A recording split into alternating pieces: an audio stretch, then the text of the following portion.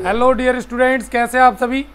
एक बार फिर से स्वागत है आप सभी का आपके अपने चैनल पोल साइंस गुरु राकेश ठाकुर पर। डियर स्टूडेंट्स, आज मैं लेकर आया हूं अपनी अगली वीडियो जो कि कंटिन्यू चल रही है दूसरे चैप्टर से। और लास्ट वीडियो में हमने बात की थी फंडामेंटल ड्यूटीज़ के बारे में। आज मैं आप लोगों को बताने जा रहा हूं डायरेक्टिव प्रिंसिपल ऑफ स्टेट्स के बारे में, जो कि एक इम्पॉर्टेंट टॉपिक है।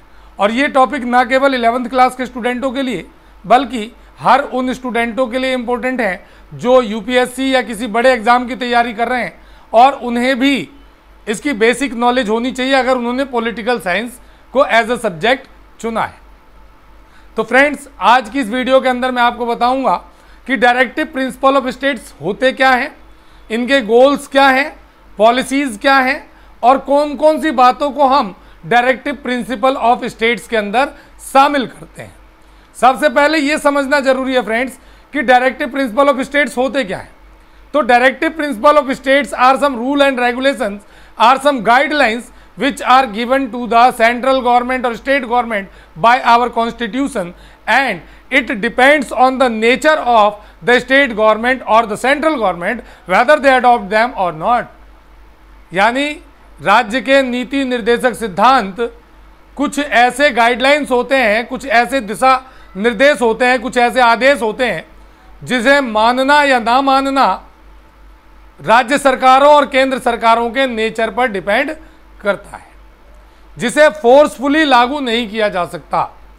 ये स्टेट को एक वेलफेयर स्टेट बनाने के लिए कुछ सजेशंस होते हैं, कुछ सुझाव होते हैं, कुछ तरीके होते हैं, मेथड्स होते हैं जो कॉन्स्टिट्यूशन हर स्टेट गवर्नमेंट को और सेंट्रल गवर्नमेंट को प्रोवाइड करता है। इन्हीं गाइडलाइंस को, इन्हीं सजेशंस को, इन्हीं पॉइंट्स को हम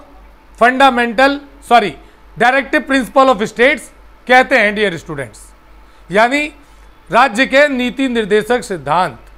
जैसा कि मैंने अभी आप लोगों को बताया कि ये कुछ गाइडलाइंस होते हैं, ये कुछ सजेशंस होते हैं जो कि हमारे कॉन्स्टिट्यूशन के द्वारा राज्य सरकारों को दिए जाते हैं। लेकिन इसमें यह ध्यान रखने वाली बात है कि ये फोर्सफुल नहीं होते। इन्हें मानना या ना मानना ये राज्य सरकारों पर डिपेंड करता है, ये देश की सरकारों पर डिपेंड करता है कि वो उसे लागू करें या ना करें। वो बाध्य नहीं है इन्हें लागू करने के लिए। डियर स्टूडेंट्स, आगे बढ़ने से पहले, गोल्स की तरफ बढ़ने से पहले एक बात मैं आप लोगों को याद दिला दूं कि अगर आप लोग मेरे इस चैनल पर नए हैं, अगर आप मेरी ये वीडियो पहली बार देख रहे हैं, तो आप लोग बेल आइकन को दबाकर इसे सब्सक्राइब करना ना भूलें। और एक और खुशखबरी हमारे सारे व्यूअर्स के लिए कि हमने विद इन 1 मंथ 11,000 व्यूज जो है गेन किए हैं अपने चैनल के ऊपर। उसके लिए मैं अपने सभी व्यूअर्स का, अपने सभी स्टूडेंट्स का दिल की गहराइयों से धन्यवाद करता हूं, और मैं चाहता हूं कि वो इसी तरीके से मुझे अपना प्यार जो है देते रहें। तो जिन्होंने अभी तक इसे सब्सक्राइब नहीं किया वो बेल आइकन को दबाकर इसे सब्सक्राइब जरूर करें, लाइक करें और ज़्यादा से ज़्यादा शेयर करें, ताकि आप सभी तक मेरी पिछली वीडियोस और आने वाली सभी वीडियोस भी पहुंचती रहे। तो फ्रेंड्स, डियर स्टूडेंट्स, चलिए स्टार्ट करते हैं आज के टॉपिक को।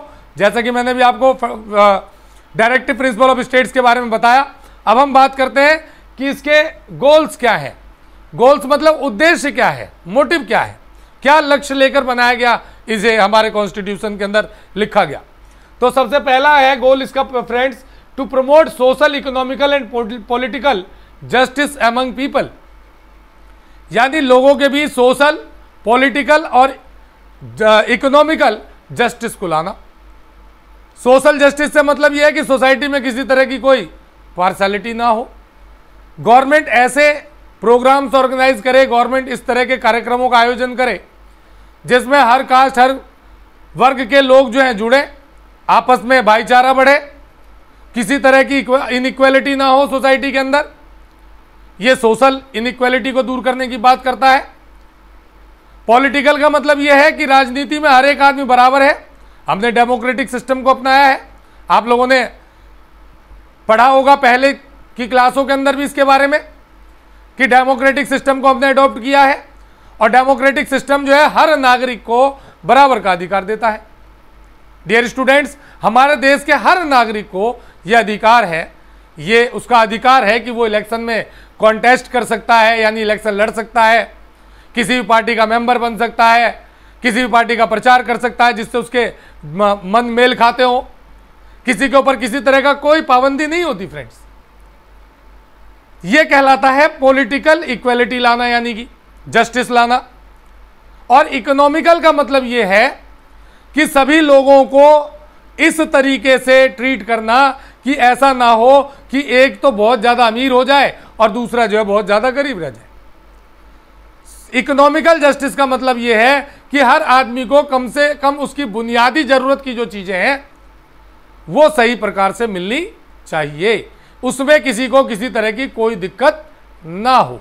डियर स्टूडेंट्स, तो सबसे पहला गोल जो है डायरेक्टिव प्रिंसिपल ऑफ स्टेट्स को शामिल करने का हमारे कॉन्स्टिट्यूशन के अंदर, वो यही रहा है कि हम अपनी सोसाइटी के अंदर पॉलिटिकल, इकोनॉमिकल और सोशल जस्टिस को लाएं, यानी लाने में ये मदद करे।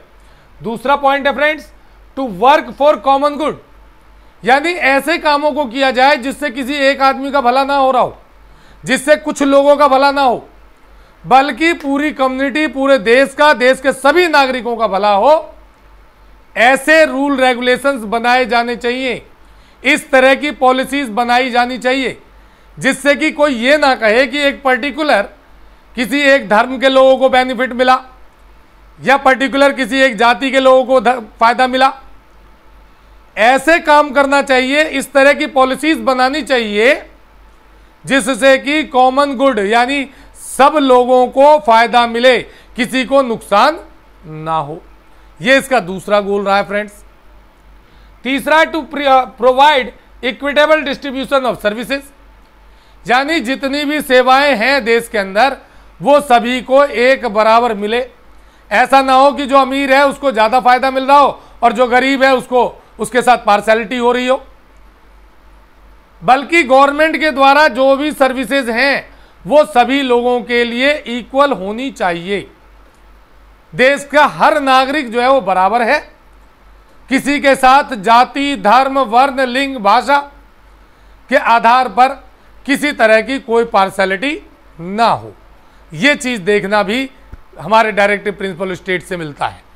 इसके अलावा to promote international peace and cooperation, यानी विश्व स्तर पर जो है शांति और आपसी सहयोग को बढ़ाया जाए। आप सभी जानते हैं कि 2 वर्ल्ड वार पूरे वर्ल्ड ने झेला, पूरे वर्ल्ड में 2 वर्ल्ड वार हुए जिससे काफी तबाही हुई।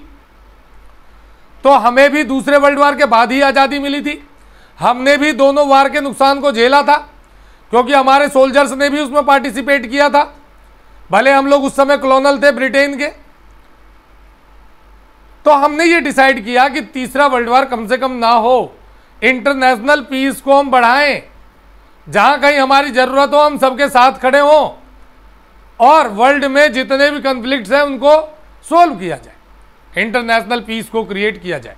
तो ये सभी गोल्स रहे हैं डायरेक्टिव प्रिंसिपल ऑफ स्टेट की। अब बात करते हैं पॉलिसीज की। पॉलिसीज क्या है डायरेक्टिव प्रिंसिपल ऑफ स्टेट्स की? तो सबसे पहला यूनिफॉर्म सिविल कोड, यानी यूनिफॉर्म सिविल कोड को लागू करना, सबके लिए एक जैसे व्यवस्था रखना, किसी के साथ किसी तरह की कोई पार्शियलिटी ना हो। दूसरा है इसी में prohibition of consumption of alcoholic liquor, यानी अल्कोहल को बैन करना, यानी जो भी नशीले पदार्थ हैं, अल्कोहल वगैरह, शराब वगैरह, उन सब पर बैन लगाया जाए। लेकिन जैसा कि मैंने आपको बताया डियर स्टूडेंट्स कि डायरेक्टिव प्रिंसिपल ऑफ स्टेट्स जो है वो गाइडलाइंस है स्टेट गवर्नमेंटों को, सेंट्रल गवर्नमेंटों को, इन्हें मानना या ना मानना ये उनके नेचर पर डिपेंड करता है। जैसे अल्कोहल के बैन करने की बात हो रही है, प्रोहिबिशन की बात हो रही है, हमारे देश के अंदर कई स्टेटों में ये बैन है। अगर हम गुजरात की बात करें तो गुजरात में अल्कोहल बैन है, बिहार में बैन है, क्योंकि स्टेट गवर्नमेंट का नेचर है कि वो फायदा नहीं कमाना चाहते। जैसा कि आप सभी जानते हैं कि सबसे ज्यादा रेवेन्यू जो है गवर्नमेंट को इन्हीं चीजों से मिलती है, तो इसे कैसे बैन कर सकती है? आज जो हम देखते हैं कि स्कूल, फ्री के स्कूल चल रहे हैं, गवर्नमेंट स्कूल जिसमें कोई फीस बच्चों को नहीं देनी पड़ती, या गवर्नमेंट हॉस्पिटल जहां पर फ्री में बड़ी बड़ी बीमारियों का इलाज होता है, तो गवर्नमेंट ये सारा खर्चा कहां से पूरा करती है? ये इन्हीं रेवेन्यू से पूरा करती है। लेकिन कुछ स्टेट गवर्नमेंटों ने सोचा कि हम दूसरे तरीके से पैसा इकट्ठा कर लेंगे इन कामों के लिए, लेकिन अल्कोहल जो है वो राज्य के यानी नागरिकों के लिए नुकसानदायक है, तो उन्होंने इस चीज को समझते हुए इसको बैन किया है। कई राज्यों में ये बैन है, जैसा कि मैंने आपको बिहार और गुजरात का एग्जाम्पल दिया। इसके बाद अगला पॉइंट आता friends, promotion of cottage industries, यानी छोटे लेवल के जो उद्योग हैं, कॉटेज इंडस्ट्रीज हैं, उनको प्रमोट किया जाए। हमारे राष्ट्रपिता महात्मा गांधी का कहना यह था डियर स्टूडेंट्स कि हमारा असली भारत जो है गांव में रहता है, गांव में बसता है।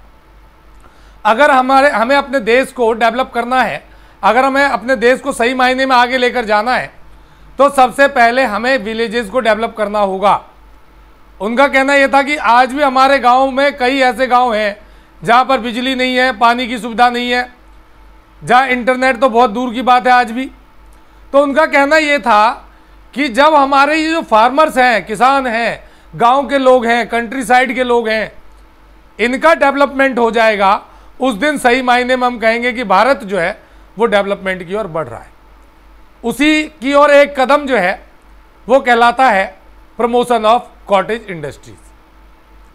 आप सभी जानते हैं कि फसलों के दौरान कुछ महीनों का गैप होता है। किसान एक फसल उगाने के बाद कुछ समय तक बिल्कुल खाली रहता है।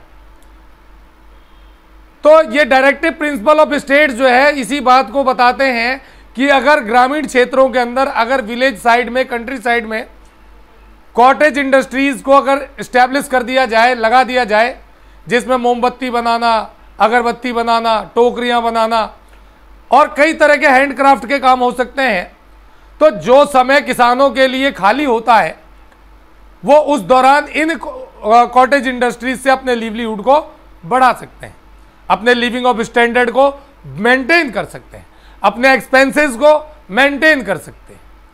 तो ये भी एक सजेशन है गवर्नमेंट्स के लिए कि वो ज़्यादा से ज़्यादा बड़े पैमाने पर जो है इन कॉटेज इंडस्ट्रीज को डेवलप करें, यानी प्रमोट करें, ज़्यादा से ज़्यादा लोगों को लोन्स वगैरह प्रोवाइड करके ऐसे इंडस्ट्रीज को बढ़ावा दे, ताकि सभी लोगों को रोजगार भी मिल सके, उनकी आय बढ़ सके, उनका डेवलपमेंट हो सके और उनको भी आगे बढ़ने का मौका मिल सके।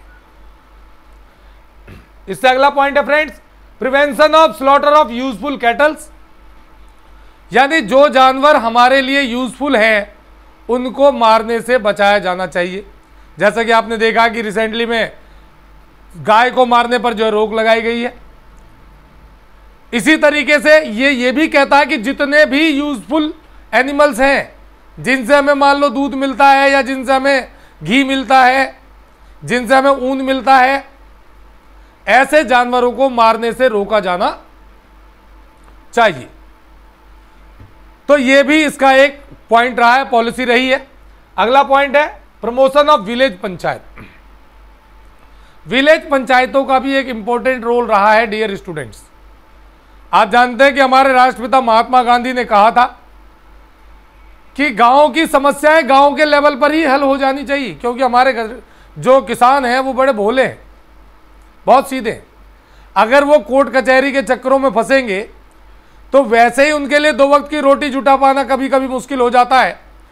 और अगर वो अपनी छोटी छोटी समस्याओं के लिए शहरों की तरफ भागेंगे, बार बार चक्कर लगाएंगे, तो उनका लिविंग ऑफ स्टैंडर्ड और ख़राब हो जाएगा, उनकी दशा और दयनीय हो जाएगी। इसके लिए उन्होंने सुझाव दिया था कि ग्रामीण स्तर पर पंचायतों का गठन होना चाहिए, ताकि किसानों की, गांव के लोगों की समस्याओं का हल ग्रामीण स्तर पर ही कर दिया जाए, ताकि उन्हें बाहर जाने की जरूरत ना पड़े। तो ये डायरेक्टिव प्रिंसिपल ऑफ स्टेट्स इसी तरह के पंचायतों को बनाने की बात करता है। और आप जानते हैं कि ज़्यादातर राज्यों में हमारे पंचायती राज सिस्टम लागू भी है, बाद में इस पर कानून भी बना है, जिसके थ्रू ये कहा गया कि 5 साल के बाद इलेक्शंस कराने जरूरी हैं, डेमोक्रेटिक सिस्टम से इलेक्शन होंगे। तो ये भी एक पॉलिसी रही है डायरेक्टिव प्रिंसिपल ऑफ स्टेट्स की। फ्रेंड्स, मैं उम्मीद करता हूं कि यहां तक आप सभी को सही से समझ में आ गया होगा। अगर किसी को कोई डाउट रहा हो तो आप कमेंट सेक्शन में कमेंट जरूर करें, मैं आपके उन डाउट्स को क्लियर करूंगा अपनी नेक्स्ट वीडियो में। और आगे भी कोशिश करूंगा कि और अच्छे तरीके से आपको समझा सकूं। लेकिन एक बात और फिर से कि अगर आप लोगों ने अभी तक इस चैनल को सब्सक्राइब नहीं किया है तो बेल आइकन को दबाकर, बिल्कुल ठीक सुना आप लोगों ने, बेल आइकन को दबाकर इसे सब्सक्राइब करें, लाइक करें, ज़्यादा से ज़्यादा शेयर करें ताकि ये वीडियो औरों तक भी पहुंचती रहे। चलिए आगे बढ़ते हैं अगले टॉपिक की तरफ। टाइप ऑफ डायरेक्टिव प्रिंसिपल्स, यानी डायरेक्टिव प्रिंसिपल्स के टाइप क्या है, यानी डायरेक्टिव प्रिंसिपल ऑफ स्टेट्स किस किस तरीके के हैं। तो सबसे पहला है to minimize inequality in income, status and opportunity. यानी सबसे पहला जो पॉलिसी है वो इस बात पर जोर देती है कि कम से कम असमानता हो, यानी इनइक्वालिटी कम से कम हो लोगों की इनकम में, लोगों के स्टेटस में, लोगों को अपॉर्चुनिटी देने में। अगर कोई भी नौकरी निकलती है तो सबको बराबर का दर्जा दिया जाए तो कभी भी इनइक्वालिटी नहीं आएगी सोसाइटी के अंदर। इसी तरीके से अगर सभी लोगों को एक जैसी इनकम मिल रही हो, यानी 19-20 का फर्क हो, तो कोई दिक्कत नहीं होगी। लेकिन अगर किसी आदमी को 1 करोड़ तनख्वाह मिल रही है और किसी को 1 लाख, तो बहुत का फर्क है। तो इस इनइक्वालिटी को दूर किया जाना चाहिए, इस पर यह जोर देता है। और स्टेटस भी मेंटेन होना चाहिए। जब इनकम सोर्स एक जैसा होगा तो डियर स्टूडेंट जाहिर सी बात है कि अपने आप स्टेटस भी मेंटेन हो जाएगा और अपॉर्चुनिटीज भी आनी शुरू हो जाएंगी। इसके बाद दूसरा पॉइंट है dear students, provide adequate means of livelihood to all, यानी सभी लोगों को आजीविका के लिए, जिंदा रहने के लिए लिवलीहुड मिलना चाहिए, रोजगार मिलना चाहिए। जो भी लोग काम करने के इच्छुक हैं उन सभी को काम मिलना चाहिए ताकि वो अपना डेवलपमेंट कर सके, अपने परिवार की जरूरतों को पूरा कर सके और समाज के अंदर अपने आप अपनी योग्यता को जो है साबित कर सके। तो इसीलिए सभी को जो है लगातार कम से कम इतना रोजगार जरूर मिले कि उन्हें किसी और से मांगने की जरूरत ना पड़े और सभी का रोजगार चले ताकि वो अपनी जरूरतों को पूरा कर सके। तीसरा पॉइंट है friends, prevent concentration of wealth in few hands, यानी पैसों का कुछ हाथों में रुकना, इस पर रोक लगाई जाए। जैसा कि अभी मैंने बताया था पीछे भी आपको कि ऐसा ना हो कि जो अमीर है वो बहुत ज्यादा अमीर हो जाए और जो गरीब है वो और ज्यादा गरीब हो जाए। ऐसा होता है ज्यादातर देशों में, जिसके पास है वो बहुत अमीर है, किसी के पास इतना भी नहीं है कि वो 2 वक्त की रोटी जुटा पाए। तो डायरेक्टिव प्रिंसिपल ऑफ स्टेट्स जो है इस बात पर जोर देता है कि ऐसी पॉलिसीज अपनाई जाए जिससे यह कोशिश की जाए कि इनकम का सोर्स इस तरीके से हो कि सभी लोगों में बराबर का डिस्ट्रीब्यूशन हो, इनकम का जो डिफरेंस है वो बहुत ज़्यादा ना बढ़ जाए किसी भी तरीके से जो है। तो सभी लोगों को इस तरीके से इनकम प्रोवाइड कराई जाए, इस तरह से जॉब अपॉर्चुनिटीज दी जाए कि सभी की इनकम जो है एक बराबर सी हो या थोड़े बहुत का फर्क हो, जिसके अंदर जैसी एबिलिटी होगी उसके अकॉर्डिंग हो, लेकिन इतना भी डिफरेंस ना हो कि लोगों के बीच, लोगों के मन में एक दूसरे के प्रति द्वेष की भावना आ जाए। तो फ्रेंड्स इसके बाद फोर्थ पॉइंट है हमारा, पे equal for equal work for man and women, एक जैसा काम करने के बदले एक जैसा वेतन मिलना चाहिए मैन एंड वुमेन को, यानी आदमी हो या औरत हो, अगर वो एक जैसा काम कर रहे हैं तो उन्हें एक जैसा वेतन मिलना चाहिए, क्योंकि जब उनका काम एक जैसा है तो पैसे भी एक जैसे होने चाहिए, ताकि उनके मन में ये ना आए कि ये मेल है तो इसको ज़्यादा मिल रहे हैं, फीमेल्स हैं तो कम मिल रहे हैं। तो ये चीज़ भी रोकने की बात कही गई है। इसके अलावा provide equal justice and free legal aids, सभी के लिए जस्टिस इक्वल होना चाहिए और जो गरीब लोग हैं उनके लिए फ्री जस्टिस एड यानी लीगल एड्स जो है मिलने चाहिए, उनको फ़ायदा मिलना चाहिए, वो वकील प्रोवाइड कराया जाना चाहिए गवर्नमेंट की तरफ से जो उनका केस लड़ सके, जो गरीब लोग हैं। तो इस पर जोर देने की बात कही गई है।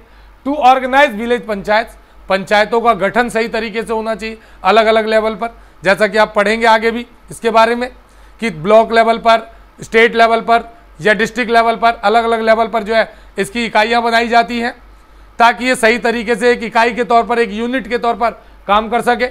तो पंचायतों का गठन जो है सही तरीके से होना चाहिए।